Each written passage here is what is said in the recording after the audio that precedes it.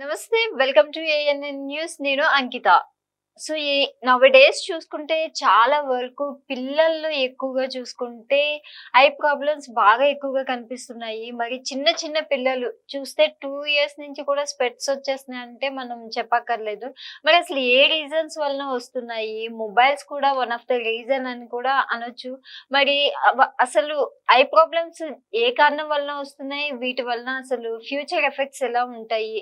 మరిన్ని విషయాలు డిస్కస్ చేయడానికి నాతో పాటు ఐ స్పెషలిస్ట్ డాక్టర్ నవీన ఉన్నారు. మేడంని అడిగి మరిన్ని విషయాలు తెలుసుకుందాం. Hi doctor. నమస్తే. నమస్తే అమ్మా. ఎలా ఉన్నారు డాక్టర్? బాగున్నానమ్మా, థ్యాంక్ యూ.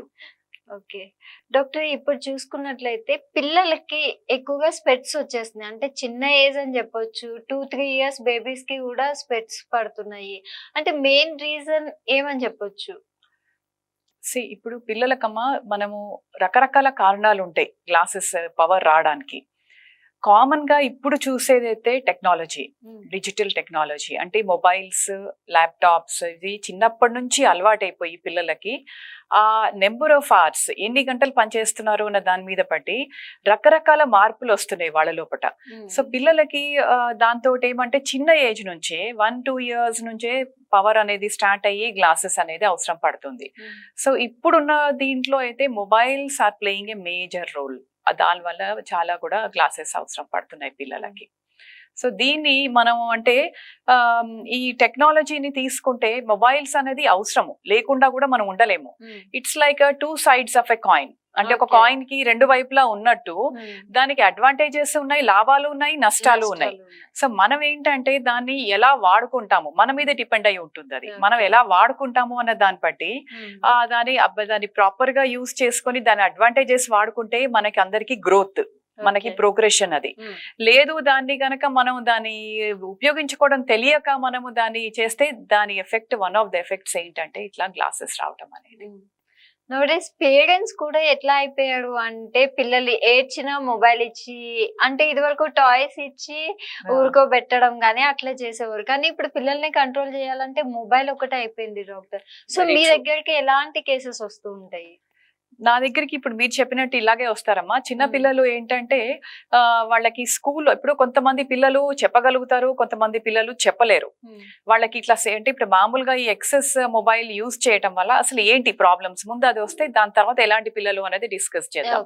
సో ముందు ఇప్పుడు ఈ ఎక్సెస్ యూసేజ్ ఆఫ్ మొబైల్స్ వల్ల మెయిన్ గా వచ్చేది ఏంటంటే బ్లరింగ్ విజన్, అంటే చూపులో కొంచెం సన్నగిల్లడం, అంటే కొంచెం ఏంటంటే సరిగ్గా అవుపడకపోవడము.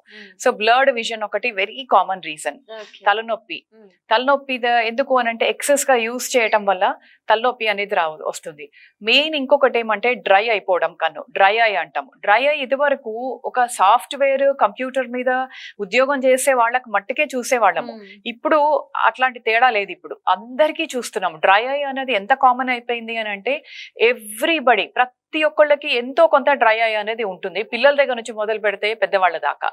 సో డ్రై ఐ అనేది కన్ను దురద పెట్టడము, తర్వాత ఇట్లా ఎక్సెస్ యూజ్ చేయటం వల్ల ఈ తలనొప్పి, దీని వల్ల కూడా బ్లర్డ్ విజన్ తో పాటు డబుల్ విజన్ ఒకటి కూడా, అంటే ఒక వస్తువును రెండుగా ఇట్లా కనిపించడము, ఇలా రకరకాలుగా మనకి ఏంటంటే వీటితోటి వస్తున్నారు కంప్లైంట్స్ తోటి.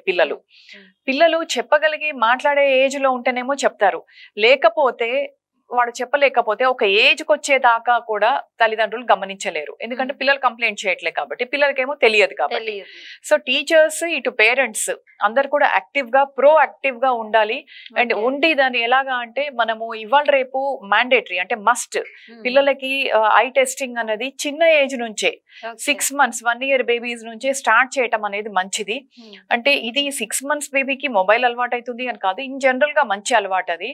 బట్ మొబైల్ యూసేజ్ స్టార్ట్ అయినాక మటుకు ఎవ్రీ 6 months 1 year కి టెస్ట్ చేయటం అనేది ఒక మంచి హ్యాబిట్ అది. సో ఇవాళ రేపు ఏంటంటే పిల్లలకి మెయిన్ గా ఈ కంప్లైంట్స్ తోటి మా దగ్గరికి వస్తూ ఉంటారు. కొంతమంది పేరెంట్స్ ఎట్లా అంటే టీచర్స్ కంప్లైంట్ చేస్తున్నారు, అంటే ఫ్రంట్ బెంచ్ లో కూర్చున్నా, మొదటి బెంచ్ లో కూర్చున్నా కూడా సరిగ్గా బోర్డు అవపడట్లేదనో, లేకపోతే రాసుకునేది సరిగ్గా మిస్టేక్స్ ఉన్నాయి, సరిగ్గా రాయట్లేదు స్పెల్లింగ్స్ అని, అట్లా రకరకాల, అండ్ చదివేటప్పుడు సరిగ్గా చదవలేకపోవడం, ఇలాంటి కంప్లైంట్స్ ఉన్నాయి అని కూడా మా దగ్గరకు వస్తారు. ఇది చూస్తే ఏంటంటే వాళ్ళ లోపల పవర్ అనేది ఉంటుంది, గ్లాసెస్ మనం ఇవ్వాల్సి వస్తుంది అన్నమాట. అట్లా అంటే ఇప్పుడు చూస్తే డాక్టర్ ఆఫ్టర్ కరోనా ఎలా ఉంది అంటే సిచ్యువేషన్ ఆన్లైన్ క్లాసెస్ వచ్చేసినాయి పిల్లలకి. True. పేరెంట్స్ ఎక్కువగా చెప్పేది ఏంటంటే ఈ ఆన్లైన్ క్లాసెస్ వల్లనే సగం మా పిల్లలకి స్పెట్స్ వచ్చేసినాయి ఈ మొబైల్స్ వలన అని అంటున్నారు. అసలు మీ వరకు ఎంత వరకు బిఫోర్ కరోనా ఎట్లా ఉండే పిల్లల విషయంలో, ఆఫ్టర్ కరోనా ఎలా ఉంది? ఇది అబ్సల్యూట్లీ కరెక్ట్ అమ్మా. ఆఫ్టర్ కరోనా మనకు ఈ ఇన్సిడెంట్స్ అనేది చాలా పెరిగింది. అంటే ఈ కంప్లైంట్స్ అనేవి చాలా పెరిగింది. బిఫోర్ కరోనా ఏంటంటే క్లాస్ రూమ్స్ కి వెళ్లే వాళ్ళు ఇంటరాక్టివ్ గా ఉండేది అందరు కూడా. అంటే టీచర్స్ పిల్లలు అందరు కూడా క్లాసెస్ కూడా ఎట్లా అంటే టీచర్స్ ఆఫ్లైన్ తీసుకున్నప్పుడు అక్కడ ఫిజికల్ గా మనం ఏంటంటే ఏం చేస్తున్నారు ఏంటి అలర్ట్ గా అన్ని చేయటం. ఇప్పుడు ఈ ఆన్లైన్ క్లాసెస్ కరోనా తర్వాత స్టార్ట్ అయిన తర్వాత డెఫినెట్ గా ఈ కంప్లైంట్స్ పెరిగాయి. అంటే ఇలా ఎందుకంటే ఇప్పుడు క్లాసెస్ అన్ని సబ్జెక్ట్స్ ఆన్లైనే అవుతాయి. దానివల్ల నెంబర్ ఆఫ్ అవర్స్ యూసేజ్ అనేది ఒకటేసారి 3 to 4 times ఎక్కువ పెరిగిపోయింది పిల్లలకి అందరికి కూడా స్టూడెంట్స్ కి. సో మామూలుగా ఏదైతే 1-2 hours యూసేజ్ ఉండేదో ఇప్పుడు ఒకటేసారి 6 hours 5 hours usage 7 hours usage కి పోయింది. సో దాని వల్ల డెఫినెట్ గా దాని సైడ్ ఎఫెక్ట్స్ దాని ఉంటాయి. సో ఈ కరోనా తర్వాత మనం ఇన్సిడెంట్స్ పెరగటం ఒకటి, పిల్లలు ఎవరైతే చిన్న పిల్లలు అంటే ఫార్మేటివ్ ఏజ్ లో అంటే మామూలుగా మనం లెట్స్ సే 1 year పిల్లలు ఇట్లా మాట్లాడడం మొదలు పెట్టి ఆ ఏజ్ లో ఫార్మేటివ్ ఏజ్ లో ఉన్న పిల్లలకి వాళ్ళ లోపల చాలా ఎఫెక్ట్ పడింది. కంటి పరంగానే కాదు ఓవరాల్ గ్రోత్ గా కూడా.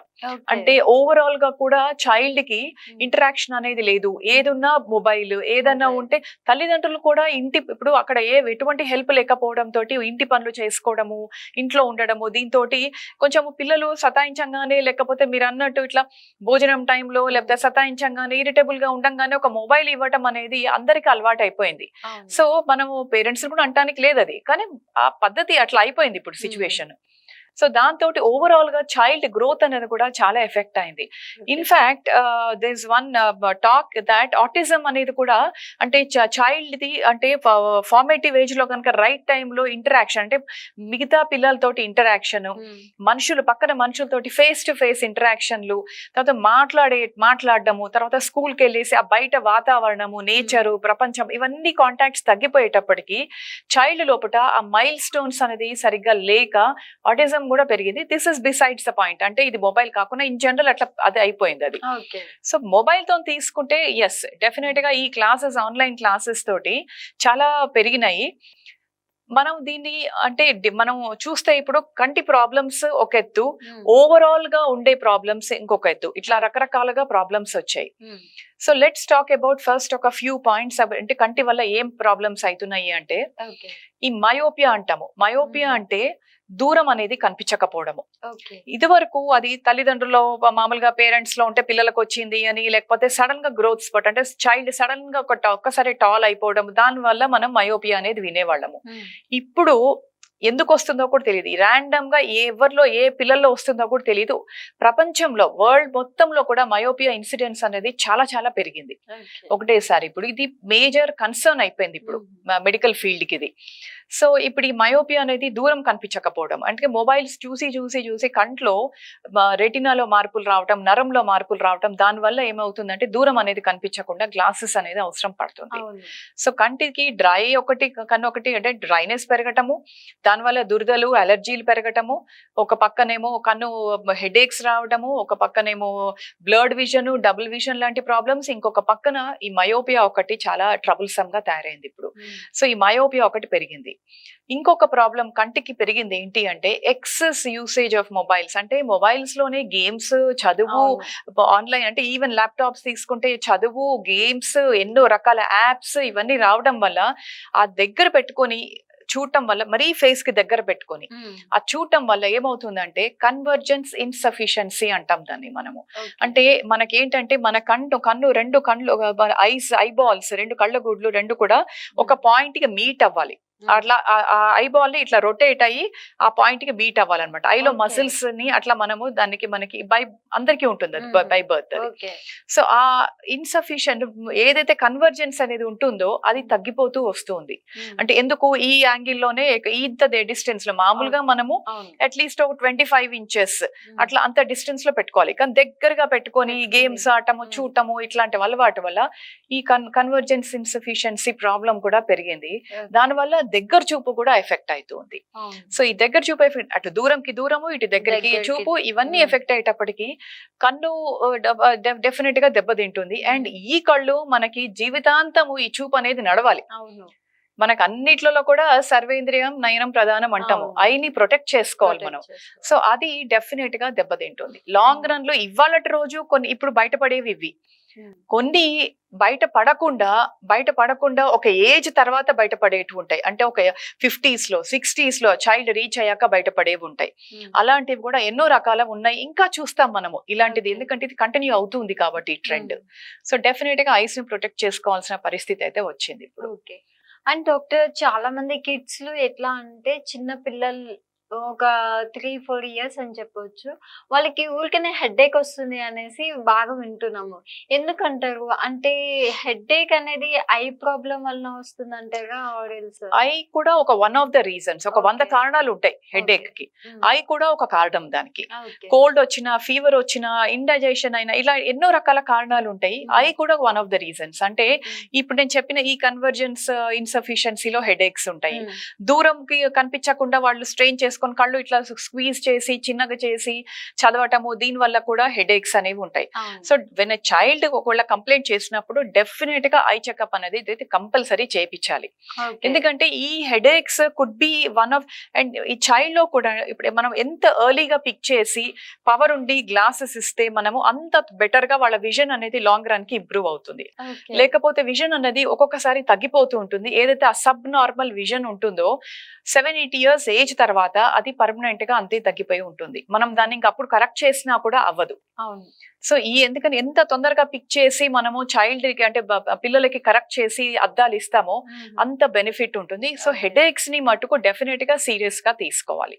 దాన్ని మనం ఏంటంటే అండర్ ఎస్టిమేట్ చేయకూడదు. చైల్డ్ కంప్లైంట్ చేస్తున్నారు అని అంటే పేరెంట్స్ కంపల్సరీగా ఐ డాక్టర్ కి చూపించాలి ఒకసారి. అండ్ డాక్టర్, ఇప్పుడు లేజర్ ట్రీట్మెంట్ కూడా వచ్చేసింది కదా, సో దట్ అది పిల్లలకి ఎంతవరకు కరెక్ట్ అంటారు? లేజర్స్ అద్దాలు లేకుండా చేయటం అనే లేజర్స్ పిల్లలకి కాదు. అంటే ఒక ఏజ్ అంటే 18 నుంచి చూస్తాం. 18 తర్వాత దాని తర్వాత కూడా కొన్ని టెస్ట్లు చేస్తాం. అందరికి సూట్ అవ్వదు. సూట్ అయిన వాళ్ళకి మటుకు మనము చేస్తాం అన్నమాట. 18 years వరకు చైల్డ్ కి ఏంటంటే పెరిగే తత్వం ఉంటుంది, అంటే గ్రోత్ అనేది ఉంటుంది 18 years కి. అబ్బాయిలు అయితే 19-20 years వరకు కూడా గ్రో అవ్వచ్చు. సో ఈ గ్రోయింగ్ ఏజ్ ఉన్నంత వరకు చైల్డ్ కి లేజర్ ఎవరికైనా కూడా లేజర్ అనేది చేయకూడదు. ఈ గ్రోయింగ్ ఏజ్ లో ఏమవుతుందంటే కన్ను గుడ్డు కూడా సైజ్ మారుతూ ఉంటుంది, అది కూడా పెరిగే అవకాశం ఉంటుంది. కాబట్టి పవర్ అనేది మారే అవకాశం ఉంటుంది. కాబట్టి మనం ఈ బిలో ఏజ్ గ్రూప్స్ లో దీంట్లో చేయకూడదు. అది కూడా టెస్ట్ చేసి ఆ తర్వాత 19-20 కూడా టెస్ట్ చేసి పవర్ స్టెబిలైజ్ అయిందా, ఒక 1 year నుంచి అయినా కనీసం స్టేబుల్ గా ఉందా మారకుండా. అండ్ ఆ టెస్ట్లలో మొత్తం అన్ని కంప్లీట్ గా పిక్చర్స్ తీసుకుంటాం అనమాట. ఇవి దాంట్లో ఏంటంటే నల్లగుడ్డు మందం సరిపోయేంత ఉందా, ఇవన్నీ సూట్ అయితేనే లేజర్ కి ప్లాన్ చేసుకుంటాం. ఇప్పుడు గ్లాసెస్ ఎంత వరకు కరెక్ట్ అంటారు డాక్టర్? కిడ్స్ కి గ్లాసెస్ ఆప్షన్. ఇప్పుడే డైరెక్ట్ గా మనము మరీ చిన్న పిల్లలకి కాంటాక్ట్ లెన్సెస్ అడ్వైస్ చేయము, అట్లానే లేజర్ కూడా చేయము. సో ఈ ఏజ్ గ్రూప్ లో డెఫినెట్ గా మనము గ్లాసెస్ ప్లాన్ చేసి గ్లాసెస్ ఇవ్వాలి. సో అంటే ఇప్పుడు చిన్నప్పుడే ఐ ప్రాబ్లమ్ వచ్చిన వాళ్ళకి గ్లాసెస్ యూజ్ చేస్తే ఫర్దర్ ఫ్యూచర్ లో అది బెటర్ అయ్యే ఆప్షన్? అలా కాదమ్మా, ఇప్పుడు రకరకాలుగా ఉంటుంది. కొన్ని పవర్స్ ఏంటంటే స్టెబిలైజ్ అక్కడికే ఉండొచ్చు పిల్లల్లో. చాలా వరకు చైల్డ్ పెరుగుతున్నప్పుడు పవర్ కూడా పెరిగే అవకాశం ఉంటుంది. సో గ్లాసెస్ అనేది డెఫినెట్ గా ఇవ్వాలి. ఎవ్రీ 6 months కి ఒకసారి ఐ డాక్టర్ కి మీ కలవాలి, కలిసి ఐ టెస్టింగ్ అనేది చేపించుకోవాలి. పవర్ మారితే దాని తగ్గట్టుగా చేయాలి. ఇప్పుడు పవర్ మారి మనం అట్లే తక్కువ పవర్ గ్లాసెస్ వాడితే కూడా అదొక రకమైన స్ట్రెయిన్, హెడేక్స్ ఇవన్నీ ఉంటాయి పిల్లలకి. సో డెఫినెట్ గా మనం దాన్ని గ్లాసెస్ అనేది కరెక్ట్ చేసుకుంటూ పోతూ ఉండాలి. సో ఐ గురించి స్పెషల్ గా ఫుడ్ ఏదైనా తీసుకోవాలా డాక్టర్? ఫుడ్ ఫస్ట్ నేను చెప్పేది ఒకటే అండి, బ్యాలెన్స్డ్ డైట్.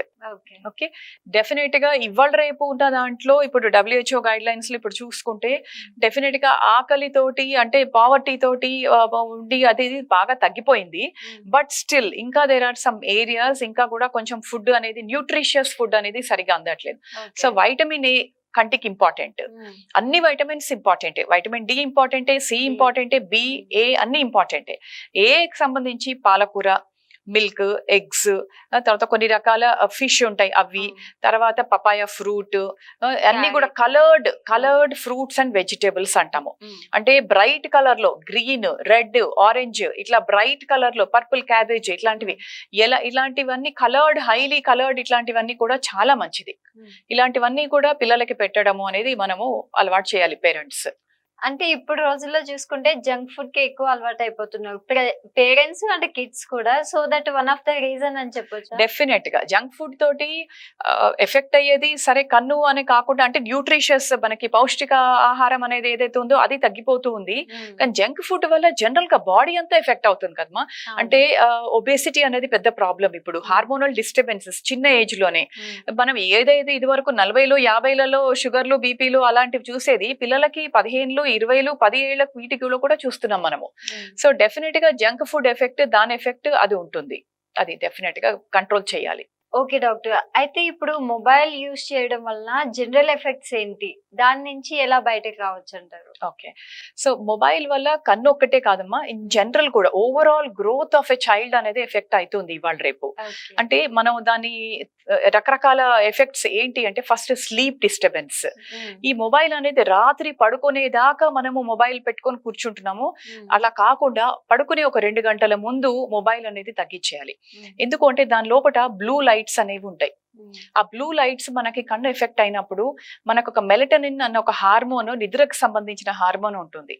ఆ హార్మోన్ అనేది స్టిమ్యులేట్ అవ్వదు ఈ బ్లూ లైట్ వల్ల. సో అది తగ్గిపోవడం వల్ల స్లీప్ డిస్టర్బెన్సెస్ ఉంటాయి. అంటే డీప్ స్లీప్ ఉండదు, డిస్టర్బ్డ్ స్లీప్ ఉంటుంది.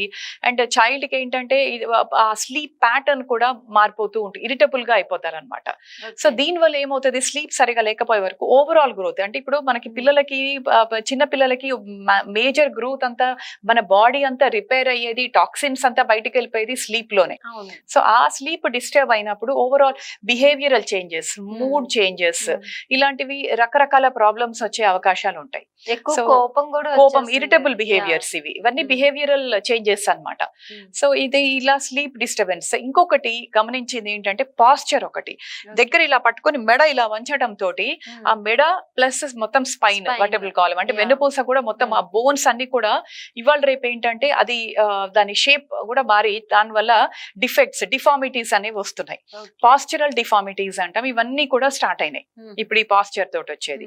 ఇదన్నీ కాకుండా అసలు చైల్డ్ ఓవరాల్ గా ఇరిటబుల్ గా అయ్యి ఫోకస్ అనేది తగ్గుతుంది. అంటే ఫోకస్ అంటే ఇప్పుడు చదువు మీద ఫోకస్, కాగ్నిటివ్ సెన్సెస్ అంటాము, డెవలప్మెంటల్, ఇవన్నీ కూడా గ్రోత్ ఏవైతే మనకి ఇంపార్టెంట్ ఉంటుందో అవన్నీ తగ్గుకుంటూ వస్తున్నాయి. ఫోకస్, అటెన్షన్ స్పాన్ అంటాం. అంటే చదివేటప్పుడు ఒక 15-20 నిమిషాలు చదివి ఒక 1-2 మినిట్స్ బ్రేక్ తీసుకోవడం, అలా కాకుండా అసలు ఫోకస్ అనేది తగ్గుతుంది. అసలు ఒక 15 మినిట్స్ కూడా ఫోకస్ చేయలేకపోతున్నారు. సో ఫోకస్ ఒకటి తగ్గటము.